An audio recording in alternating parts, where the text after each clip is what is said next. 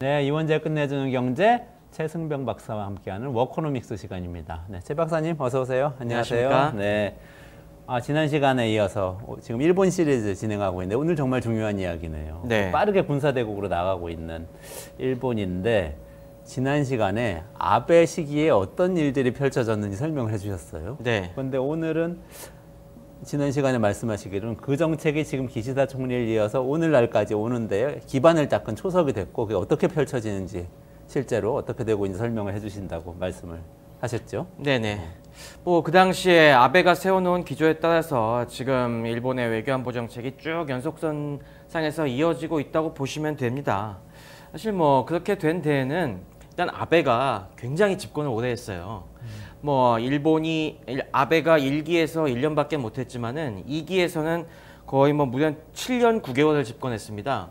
이게 우리는 뭐 장기 집권한 분들이 많아서 좀 크게 안 느낄지 모르겠지만 박정희 대통령이 있으니까. 네, 일본이 메이지 유신 이래 역대 이게 최장수 기록입니다. 7년이요? 네, 7년 9개월이 연속적으로 쭉 이어진 것도 최장수고 합쳐서 8년 9개월도 통틀어서 총 집권 일수로 따져봐도 최장입니다. 그만큼 아베 이 정권이 상당히 어느 정도 국민적 지지하에서 장기간 이어져 왔고 그동안 아베가 상당 기간 자신의 이제 후계자들을 많이 양성을 하고 자기의 정책이 그대로 굴러갈 수 있도록 많은 기반을 닦아놨죠.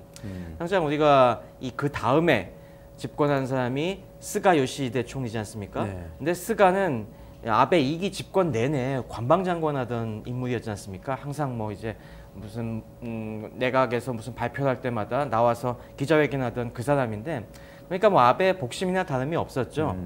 그러면서 후계자들도 그런 식으로 주도면밀하게 했고 그리고 기시다 총리도 생각해 보시면은 과거 우리 위안부 합의하고 할 때 그 당시에 외무장관이었어요. 그만큼 아베 밑에서 강요를 하면서 웬만큼 아베로부터 여러 가지 지원을 받은 게 있기 때문에 또 거기서 벗어나기가 굉장히 어려운 상황이었죠. 그렇군요. 이게 그러니까 아베 총리는 퇴임 후에도 상황 노릇을 했다 뭐 이렇게 읽히기도 하는데요. 네, 맞습니다. 이게 아베가 당시에 물러난 게 지지율이 폭락을 해갖고 어쩔 수 없이 쫓겨가듯이 물러난 게 아니라 아베는 사실 2기 집권 마지막까지 굉장히 지지율이 높았습니다. 근데 이게 너무 8년 정도 오래 하다 보니까 국민들 사이에서도 이거 너무 독재하는 거 아니야 싶은 얘기가 있어서 본인이 이 정도 충분히 했으니 기록 다 갈아치웠으니 이제 나는 후계자들한테 물려주겠다라는 식으로 용퇴를 했기 때문에 그만큼 아베의 영향력이 계속 유지될 수가 있었죠. 그리고 아베 자신도 이게 정계 은퇴가 결코 아니다. 내가 그냥 이 손으로 물러나는 거지 지속적으로 내가 영향력을 행사하겠다는 얘기를 갖다 공공연히 했었고요. 이게 또 드러난 것이 사실 그 복심이었던 스가 총리가 그 당시 코로나19 대처에 좀 실패해서 굉장히 빨리 물러났지 않습니까? 네네네.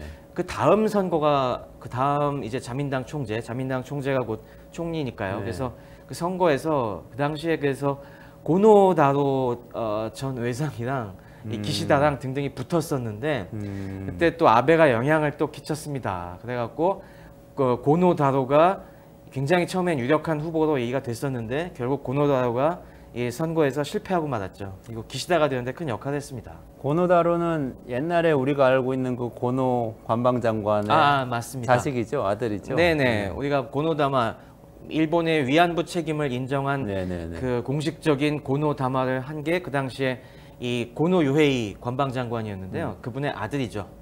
사실 이 고노 요헤이 그 전 관방장관이 굉장히 일본 자민당 내에서 좀 진보적인 사람입니다.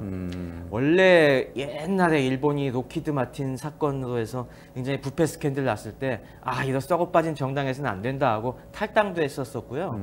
그리고 뭐 당내 비주류로서 자민당이 좀 그동안 너무 부패에 찌들어 있었는데 이런 거 개혁해야 된다 계속 말이 많았었고 그렇기 때문에 또 국민 여론을 무마하기 위한 이 얼굴마담으로도 많이 기용이 됐었죠. 그러다 보니 본인 소신도 일본의 전쟁 책임이 굉장히 막중하다. 이걸 우리가 인정하고 가야 된다라는 우리 내에선 조금 다른 소리를 갖다가 한 인물이죠. 그러다 보니까 아들 고노다로도 그런 면에서 아버지와 물론 약간 정치 성향이 다른 점은 있긴 하지만은 뭐 아버지의 뜻은 존중하고 부자 사이가 굉장히 괜찮았거든요. 네. 그리고 뭐 또 굉장히 고노다루가 친한 파도도 알려져 있습니다. 물론 뭐 우리랑 옛날 그 당시 역시 아베 정권 당시에 외상하면서 약간 우리나라랑 얼굴 붉힌 적은 있지만은 기본적으로는 그냥 약간 리버럴한 스탠스를 갖고 있었고 그리고 아버지의 그런 비주류성을 닮아갖고 좀 소신파 정치인으로 알려져 있어요. 그러다 보니까 아베 입장에서는 굉장히 껄끄러웠죠. 야, 얘가 되면은 자기 목소리 너무 내고 내 정책에도 이제 반길드는 거 아니야? 라는 그런 좀 불안감이 있으니까 이 다른 중진들이랑 협력을 해서 이 고노다루를 갖다가 발을 걸었죠, 그때. 아, 그렇군요. 그러니까 어떻게 보면은 그때가 한 번의 분수령이었겠네요. 아베 차기 총리가 고노가 되냐, 기시다가 되냐. 그렇죠. 그러니까 일본 정책의 기조가 바뀔 수도 있었는데 기시다 쪽으로 다시 말해서 아베가 자신의 정책을 이어가는 쪽으로 좀 영향력을 행사해서 되게 만들었다 이런 얘기네요. 그렇습니다. 아무래도 기시다도 그런 식으로 아베의 덕을 많이 봤기 때문에 아베의 그런 성향을 지지해 줄 수밖에 없던 상황도 있었고 그리고 뭐 그 다음에 아베가 암살이 됐지만은 그렇죠. 암살이 된다고 이게 그치는 것이 아닙니다. 왜냐하면은 아베 이 외교 정책이라는 게 즉흥적으로 나온 것이 아니라 이미 그 전부터 이 일본 내에 굉장한 브레인들이랑 상의를 해갖고 그리고 자민당 내에서 상당한 여러 가지 의견 조정을 거쳐서 나온 것이기 때문에 뭐 기시다 입장에서도 이걸 갖다가 지금 뭐 뒤흔든다는 건 뭐 크게 기대하기 어려운 상황이었죠. 그러니까 이 일본의 기조라고 하는 것이 몇 가지 지금 축이 있습니다. 그런 면에서 이 기본적으로는 이 자위대 법적 지위를 확실히 해야 된다. 그래서 그 가장 핵심이 평화헌법을 개정해서 그 안에 자위대를 군대로 명시해야 한다는 점들. 그리고 이 국방력을 갖다가 좀 강화해서 독자적인 일본의 의상을 좀 높여야 된다는 것. 그래서 북핵과 중국의 위협에 맞서서 미국과 함께 이 동북아 안보의 중심축으로 가야 된다는 점. 이 점에 있어서는 일본 자민당 내에서 굉장히 광범위한 공감대가 형성이 있다고 봐야 될 것 같습니다. 그러니까 기시다 총리 아니더라도 옛날에 고노다마를 했던 고노나 그 뜻을 이어받을 것이라고 조금 우리가 기대를 했던 아들 고노나 이런 스탠스는 지금은 별로 찾아보기가 어렵다. 네, 고노다로가 설사 총리가 된다고 하더라도 일부 좀 다른 세부 디테일은 좀 다르지만은 큰 이런 방향에서는 거의 비슷하게 갈 겁니다. 그렇군요. 네. 근데 그렇게 뭐 지난 시간까지 우리가 많이 짚어봤지만 일본이 국방비도 많이 쓰고 뭐 그렇게 군사 대국화 되어 가고 있는데 사실 핵심은 전쟁할 수 있는 국가가 진짜 되냐 네. 이게 핵심이잖아요. 그건 헌법에 규정이 되어 있고 그다음에 네. 지금 말씀하신 자위대를 정말 군대로 인정하는 방식으로 공식화할 것인가 이렇게 두 가지가 핵심인 것 같은데 이거를 일본 국민들이 받아들이나요? 그 점이 굉장히 중요하죠. 결국에 뭐 일부 정치인들이 그런 뜻이 있다고 해도 국민들의 의사를 갖다가 반해서 밀고 나갈 수는 없는 노릇이고 그래서 아베도 자기 집권 기간에 어떻게든 이 헌법 개정을 실현시키려고 했지만은 그 인기 좋은 아베도 실패한 게 헌법 개정이거든요. 자, 그래서 이것과 관련돼서 일본의 여론이 어떻게 변하고 있는지 저도 계속 모니터링을 하고 있는데 최근 이 데이터가 좀 재밌습니다. 이 일본 언론에서 이 헌법 개정에 대한 의사를 갖다가 정기적으로 계속 묻고 있습니다. 근데 뭐 최근에 나온 것이 이 올해 2024년에 아사히 신문에서 조사한 바에 따르면은 이 평화헌법의 핵심인 헌법 구조를 그대로 존치하자는 의견이 61%나 됐습니다. 그러니까 그 존치하자는 거는 전쟁 가능하게 만들지 말자. 네, 그렇죠.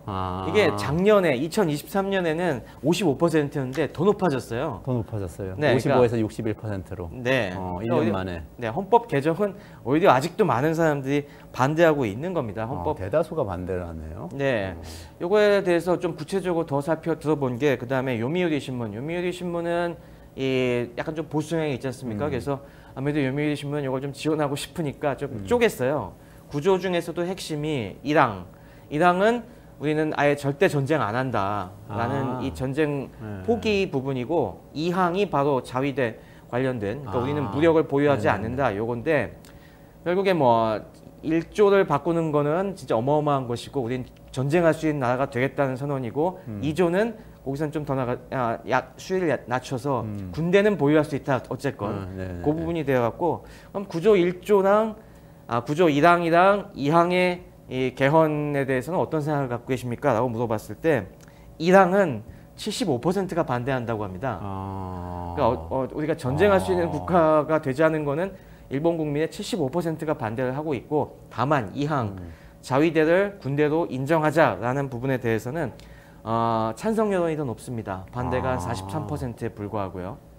그러니까 일본 국민의 기본적인 여론은 이 문제를 좀 분리해 생각하고 있다고 봐야 될 것 같습니다. 그러니까 자위대를 갖다가 군대로서 우리가 명시하는 거에 대한 찬성이고 다만 그렇다고 해서 우리가 전쟁할 수 있는 나라가 되자라는 거에 대해서는 아직 반대 여론이 높다고 보면 될 것 같습니다. 그 말씀 들으니까 제 오랜 의문이 좀 풀리는데요. 네. 요미우리 신문 조사라고 하셨죠? 네. 그러니까 저는 이렇게 쪼개서 조사한 거 못 본 것 같아요. 우리나라에도 많이 소개 안 됐던 것 같은데요. 그렇죠?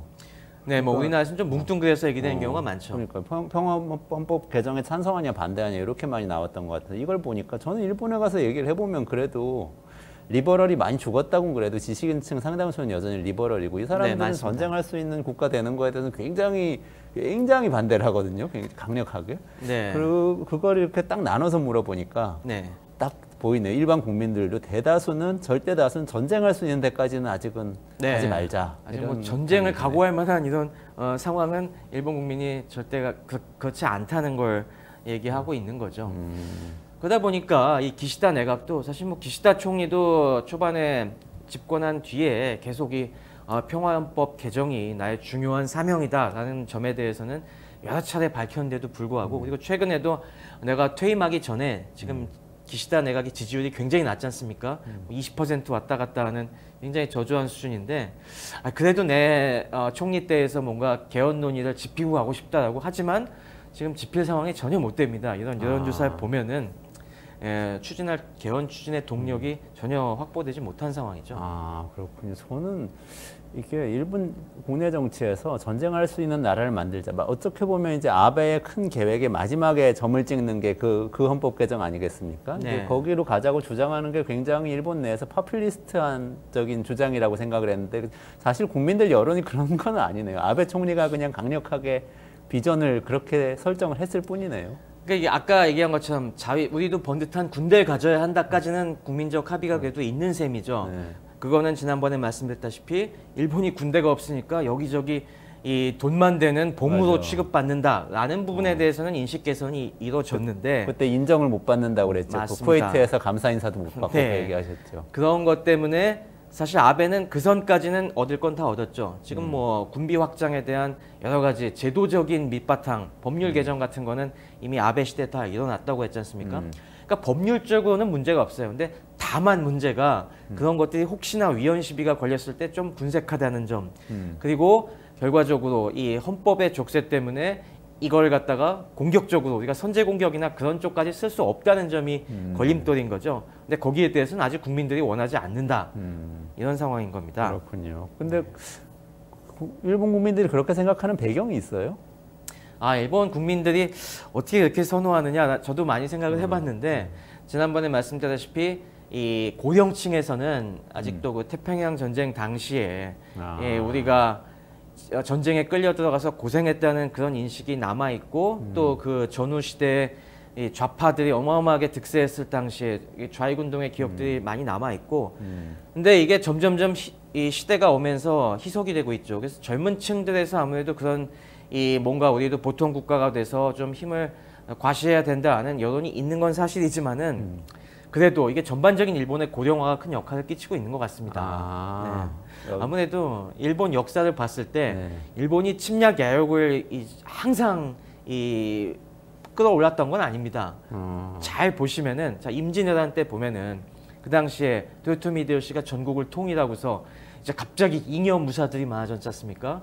그러니까 이 사람들 나눠줄 땅이 부족하다 보니 땅을 조선을 침략을 해서 우리가 그걸 확보하자 그런 얘기들이 나왔고 또 19세기, 20세기 메이지 유신 뒤에 그 당시에 일본에서 어마어마한 인구 팽창이 있었습니다. 여러 가지 요인으로 인해서 그러다 보니까 국내에서 굉장히 삶이 팍팍해지니까 이거는 다른 제국주의 열강이 하듯이 우리도 팽창을 통해서 외국에서 뺏어갖고 국민들을 나눠줘야겠다. 이런 끌어오르는 내부의 여러 가지 불만들이 있었을 때 역시 그 에너지를 바깥으로 돌리고 또 그리고 실제로 일본 같은 경우 그 당시에는 20세기 초에는 전쟁 특수를 굉장히 많이 누렸습니다. 1차 세계대전만 해도 일본 땅에서 전쟁이 안 나고 다른 나라에서 전쟁이 나니까 와 공장도 잘 돌아가고 경제도 살고 그러니 이거 전쟁 좀 해볼 만한데 라고 생각하니까 군국주의 열풍으로 확 그때 치달았던 것이거든요.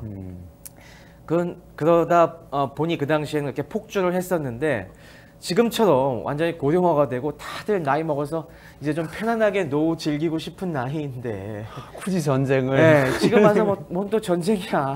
그냥 이렇게 살다 갈래라는 의견이 많은 거죠. 그게, 네, 저는 그게 좀 크다고 봅니다. 그 데모그래피가 굉장히 영향을 많이 끼치네요. 네. 2차 세계대전 때 독일도 생각해보니까 굉장히 노동인구가 많고 젊은 그런 국가였던 것 같아요. 맞습니다. 항상 팽창 국가는 그 전에 이 인구 팽창도 굉장히 많이 따라 붙습니다.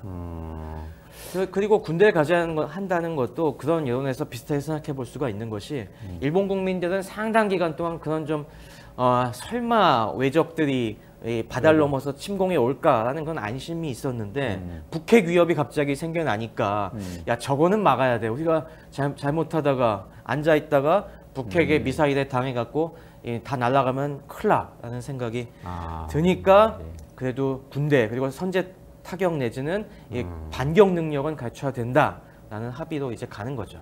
그렇군요. 그러면은 어쨌든 뭐 전쟁할 수 있는 국가로 만들자. 그 일항 개정은 뭐 그냥 상당 기간 어려울 것 같고 국민들도 반대하고, 근데 2항은 개정하자는 쪽으로 지금 여론이 그래도 약간 가능성이 있어 보이는데, 그러면 자위대가 딱 관심이 바로 가네. 지난번에 자위대가 군비 증강 많이 하고 있다는 거 말씀해 주셨는데, 자위대 군인들은 어때요? 왜냐하면 우리나라에 또 제가 군대 이야기를 좀 들어보면 우리나라 초급 장교들 굉장히 많이 또 이탈하고 사기도 많이 떨어지고 심각한 문제죠. 옛날과는 달리 이게 또 안정적인 직장이라는 신화도 또 많이 깨지고 다른 부분이 너무 많이 소득도 올라가고 이러다 보니까 이런 문제가 많이 있는 것 같아요. 그래서 최근에 막 사고도 많이 일어나고 그랬잖아요. 일본은 자위대 상태가 근데 어때요? 일본도 만만치 않습니다. 이게 한일이 지금 공통적으로 겪고 있는 문제인데요. 이것도 통계가 있습니다. 뭐 지금 자위대 군비 증강 상황을 보면은 대략 연간 한 10,000명 정도가 들어와야 이 페이스를 유지할 수가 있는데, 재작년에 일본이 이걸 구체적으로 이 통계를 밝히고 있지는 않은데 재작년에 한 4,000명 정도밖에 충원이 안 됐다고 얘기가 되고 있습니다. 그러니까 10,000명 필요한데 4,000명이 들어왔다. 네, 10,000명 채워야 되는데 지금 일본은 모병제 국가니까 지원 안 하면 이 강제로 데리고 올 수 있는 방법이 없지 않습니까? 근데 지금이 이게 반도 못 채우는 상황이다 보니까 일본 내에서도 지금 이 우리나라도 요즘 간부 이탈이 많아져서 실제로 많은 전방부대들이 이 편제 이하로 채우는 경우가 되게 많거든요. 원래 뭐 중대가 한 100수십 명 있어야 되는데 뭐 40명, 50명짜리 중대가 지금 계속 늘고 있는데 일본도 마찬가지입니다. 일본도 이 함정들, 육상부대는 물론이고 함정들도 이제 정수 못 채우고 지금 작전하는 경우들이 지금 많다고 그래요. 그렇군요. 근데 그 일본이 국방 예산 막 늘리고 있다고 그랬잖아요. 그러면은 그 모병제니까 병사들 월급도 좀 늘어나지 않나요? 처우가 좋으면 그래도 젊은 사람들이 갈 것 같은데 딴 데 일자리 구하기도 사실 일본도 팍팍하잖아요. 그렇지 않습니다. 이게 여러 가지 문제가 엮여 있는데 제가 그래서 일본 자위대원들이 얼마나 받는지 제가 이 연봉 통계를 한번 갖고 와 봤는데 대략 한 25세에서 29세니까 20대 후반 자위대원들이 받는 평균 연봉이 428만 원이라고 해요. 428만 원이면 네, 지금이 환율이 880원 정도 하니까 이게 한 3,800만 원 정도 됩니다. 그렇게 높진 않네요. 네. 우리나라 이게 비교할 수 있는 게 부사관들 하사급이 뭐 우리나라도 이제 기본 수당은 되게 작고 이제 전방 부대 같은 데서 근무하면은 여러 가지 수당이 붙어서 좀 차이가 있는데 우리나라 하사들이 기본이 한 3,300에 전방 이런 뭐 GOP나 그런 데 가면은 3,800까지 받습니다. 그럼 차이가 없네요. 네, 별로 차이가 안 나요. 그만큼 일본도 사실 젊은 층들이 임금 수준이 굉장히 많이 안 좋은 상황이고 물론 일본 일반적인 일반 기업체보다는 높습니다. 일반 기업체보다는 대략 한 15% 정도 더 주는 상황인데 그 절대적으로 많다고 지금 볼 수는 없는 상황이죠. 그리고 또 이게 여러 가지 또 문제가 있는 것이 우리나라도 지금 군인들이 장기 복무를 선호하지 않고 어느 정도만 근무한 다음에 자꾸 전역을 하는 이유 중에 하나가 군대에서는 이 간부 연봉이 인상률이 낮습니다. 호봉이 올라가면서 천천히 테이블이 증가하는데 밖에 있으면 계속 본인이 커리어 열심히 잘 쌓고 자포핑을 잘하면 이게 올라가는 속도가 높잖아요. 일본도 마찬가지입니다. 일본도 자위대 자위관이 이 호봉 테이블이 쭉 연차에 따라서 올라가는 건 완만해요. 근데 민간 기업의 연봉은 그거보다는 이 기울기가 높습니다. 그래서 이게 30대 후반으로 가면은 이 대략 자위대의 연봉이 509만 엔 정도고 민간 기업이 445만 엔 정도가 평균 연봉이라고 하는데 격차가 한 10%로 줄어들죠. 그러니까 마찬가지로 생애 전체 기대 소득을 따져보면은 일본 자위대원들도 야 내가 이거 여기다 계속 말뚝박고 있는 것보다는 어느 정도 좀 젊을 때 돈 좀 벌었으면 나가서 민간 기업으로 갈아타는 게 낫겠네 이런 생각을 할 수밖에 없는 구조라는 겁니다. 아니 근데 그래도 민간 기업보다 조금 소득 수준이 높은데 그러면은 젊은 사람들이 그냥 어디 편의점에서 아르바이트 하느니 여기 지원을 해볼 수도 있을 것도 같은데 그렇게 안 되는 걸 보면은 혹시 이런 생각도 드네요. 혹시 일본에서는 사람들이 사실은 자위대나 군대에 별로 관심이 국민들이 없어서 거기 가는 걸 좀 안 좋게 생각하나? 안 좋은 이렇게 사회적 인식이란 게 있잖아요, 직업에 대해서. 네, 사회적 인식도 문제가 있습니다. 우리가 뭐 일본에서는 그걸 자위관이라고 하는데요. 뭐 경찰관, 소방관 하듯이. 자위대 대원을 자위관. 네, 자위대원을 자위관이라고 하는데요. 이 사회적 인식이 별로 안 좋다고 합니다. 별로 안 좋아요? 네.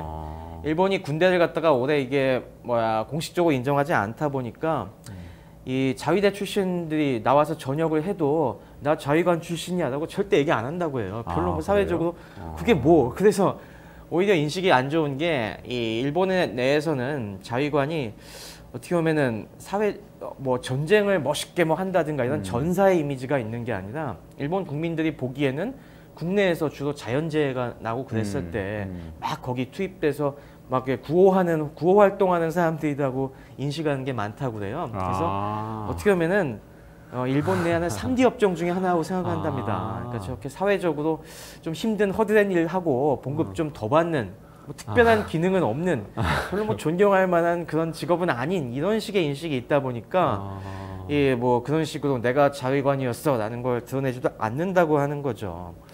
그게 요즘 그러다 보니까 그런 인식이 낮다 보니 요즘 일본이 대졸 취업자들 일본도 인구가 쪼그라들다 보니까 웬만하면 취업 잘 되고 하거든요.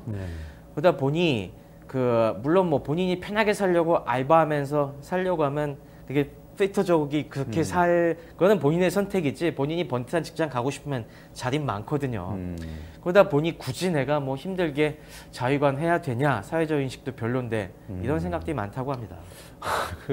너무 실감나는 설명인데요. 좀 돈 조금 더 많이 받고 허드렛 일하는 기술과 지식은 별로 없는 사람들 이런 이미지라는 거네요. 근데 그러면은 지난 시간에 그렇게 설명해 주셨던 방위력 증강 계획이 있잖아요. 일본이. 이거 자체가 좀 허상인가? 이런 생각도 드는데요. 근데 뭐 그렇게 보일 문제는 아닌 것 같습니다. 이게 일본도 이 문제를 굉장히 지금 심각하게 인식하고 있어 갖고 이 자위대원들의 처우 개선을 위해서 요즘 많은 프로그램을 가동하고 있고 또 그러다 보니 이게 병력 증강은 너무 지금 병력 증강에 대한 욕심은 좀 포기하고 대신에 무기 체계 증강에 상당한 힘을 쏟고 있죠. 지금 일본도 이 육상 자위대 쪽에 병력이 많이 들어가는 이런 야전 부대들은 이 확장을 엄두를 못 내고 있습니다. 그런 건 좀 어느 정도 편제를 축소하든지 하고 대신에 요즘 많이 투자하고 있는 것들은 지난번에 소개해드린 대로 중장거리 순항 미사일들 적이 만약에 공격을 해올 때 우리가 역습을 할 수 있는 그런 좀 강력한 무기 체계를 도입하는데 지금 굉장히 초점을 많이 맞추고 있고요.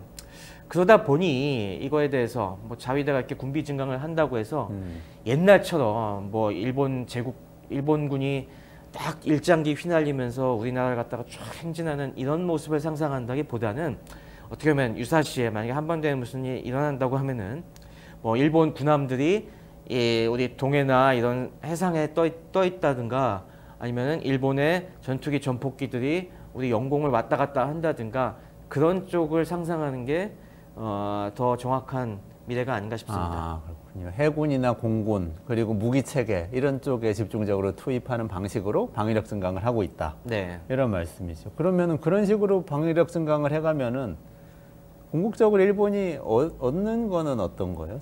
그때 처음에 이야기의 시작은 아베의 대전략이었는데 네. 이게 어쨌든 그 대전략이 온라인돼 가지고 이게 계속 착착 진행되고 있단 말이죠. 맞습니다. 저도 이거에 대해서 많은 고민을 했었는데 이걸 우리가 단순히 그래서 과거의 프레임으로 일본이 진짜 뭐 팽창의 욕구가 어마어마하게 있어갖고 우리의 이권을 뺏으려는 적극적으로 뭐 제국주의적인 팽창을 하려는 그런 문제는 아닌 것 같습니다. 근데 이 지금 가만히 행보를 보면은 이게 결국에 일본이 궁극적으로는 큰 전략적 유연성을 확보하기 위한 그런 포석이 아닌가 싶습니다. 전략적 유연성이요. 네. 아. 앞서서 뭐 이승현 평론가 얘기할 때 네. 외교라는 게 크레딧 쌓는 거라는 말씀을 네, 잘 네, 해주셨는데 저는 이것도 그 큰 크레딧을 쌓는 과정이 아닌가 생각하고 있습니다. 아. 지금 미국 지난 시간에 말씀드린 게 일본의 이 안보 전략이 미국의 지금 대전략과 딱 1대1로 매칭시켜가면서 그대로 매칭을 시켜주고 있는 거예요. 그러면서 우리가 미국에게 지금 엄청난 성의를 보이고 있다. 미국에게 지금 뭐 미국의 인도태평양 전략도 일본이 제안한 것이고 거기에 맞춰서 우리가 역할을 분담한다라는 군비 증강까지 착착착 하면서 미국에게 지금 신뢰를 착착착 쌓고 있는 거죠. 일본도 결국 장기적으로 생존을 따져보면은 근데 미국과 항상 똑같은 행보를 할 수는 없습니다. 네. 일본도 지금 뭐 국력이 계속 고령화로 인해서 좀 쇠퇴하고 있고 일본도 장기적으로 봤을 때 일본의 경제적 이익을 위해서는 이런 미중 대결에서 미국 편만 들 수는 없거든요. 특히 지금 중국의 행보를 보면은 중국이 많은 견제를 받고 있지만은 미래 산업, 뭐 미국 특히 그린 산업들 같은 부분에 있어서는 중국의 산업 경쟁력이 어마어마하지 않습니까? 아, 그렇죠. 태양광 뭐 패널이나 배터리나 뭐 다 그렇죠. 그렇죠. 네. 장기적으로 봤을 때 중국도 경제력을 유지하기 위해서는 중국과의 그런 좀 덜 민감한 부분에서의 공급망 협력이라든가 뭐 공동시장 개척이라든가 이런 쪽을 굉장히 신경을 써야 될 겁니다.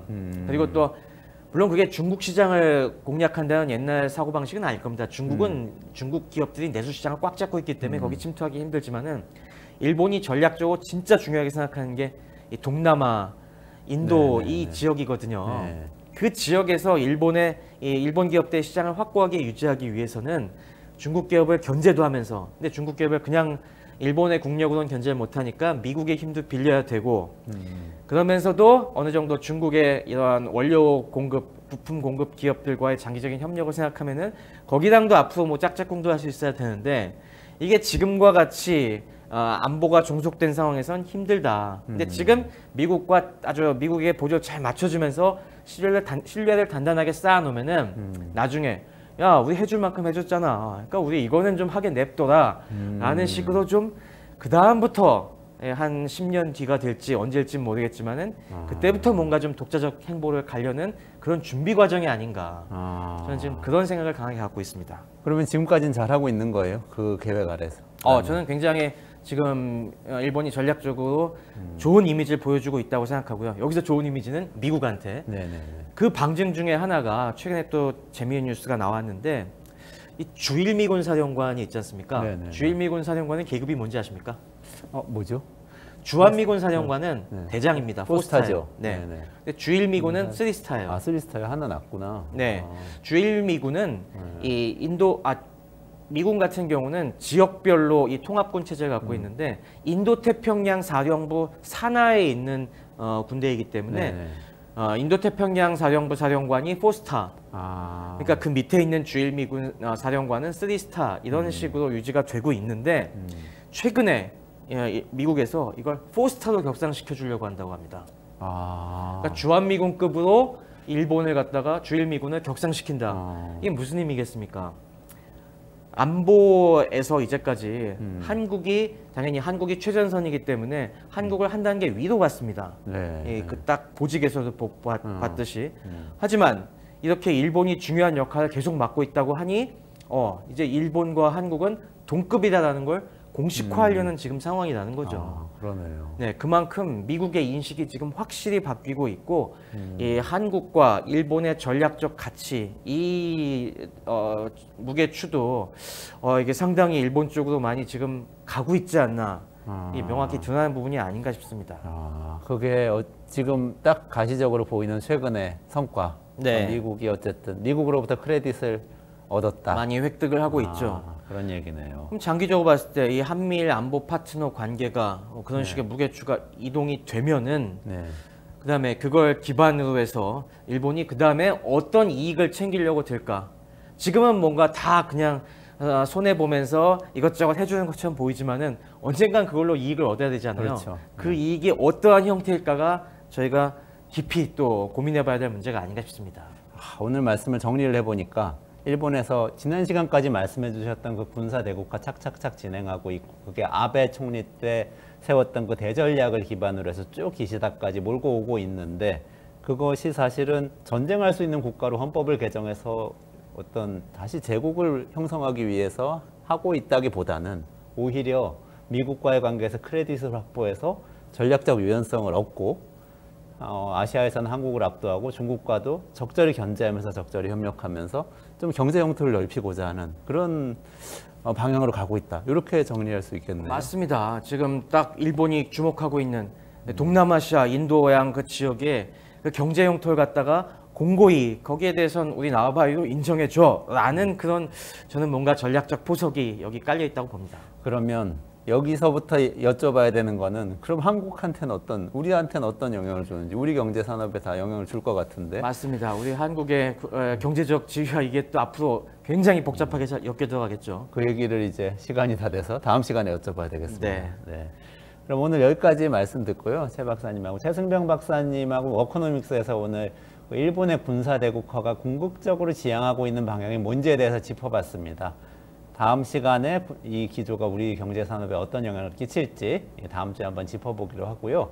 이원재 끝내주는 경제는 매일 12시 30분에 라이브로 진행합니다. 그런데 내일 목요일이라서 하루 쉬고요. 금요일에 12시 20분입니다. 금요일에 12시 20분에 다시 라이브 시작하니까요. 금요일 12시 20분에 다시 뵙도록 하겠습니다. 저는 최승병 박사와 같이 여기서 인사드리도록 하겠습니다. 고맙습니다. 감사합니다.